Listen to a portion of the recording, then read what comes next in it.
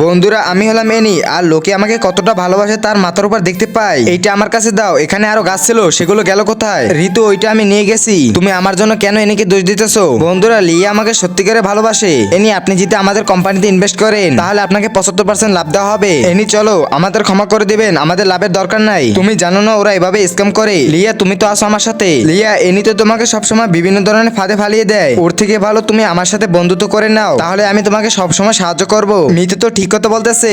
আজ থেকে আমি মিতুর বেস্ট ফ্রেন্ড হয়ে গেলাম। তারপর থেকে লিয়া আমাকে বিভিন্ন ভাবে ফাঁদে ফেলানোর চেষ্টা করে। তোমার কি নীল কালারের স্যাকারিন পছন্দ হয়নি? তখনই আমার গায়ে অনেক রাগ ধরে, সাথে সাথে লিয়ার গায়ে পানি ছড়ে দেয়। তারপরের দিনই লিয়া দেখি আমার কোম্পানির সব ফাইল ডিলিট করে দেয়। তুই কখনোই আমার আগে যেতে পারবি না। এনি তো কোম্পানির 12টা বাজিয়ে দিতে চায়, তাই তো ড্রাগস নিয়ে এসেছে। আরে আমি জানি না এটা আমার কাছে কিভাবে এসেছে। তোমার এই কথার কোনো প্রমাণ নেই, তাহলে এই দেখো প্রমাণ। এবার তো এটা আমি এনি ব্যাগে রেখে দেবো, এতে এনি অনেক অপমান হবে, সাথে সাথে আমার প্রতিশোধ নেওয়া হবে। আসলে আমি বুঝে গেছি আমাকে সত্যিকারে কেউই ভালোবাসে না। তার আগে তুমি যদি মেয়ে হয়ে থাকো তাহলে ভিডিওতে লাইক করে দাও, আর যদি ছেলে হয়ে থাকো তাহলে চ্যানেলটা সাবস্ক্রাইব করো, আর কমেন্টে তোমার সুন্দর নামটি লিখে যাও। বন্ধুরা, আমার ক্যান্সার হয়েছে আর আমি 1 মাস বাঁচবো, তাই এনির সাথে আমি এরকম করেছি।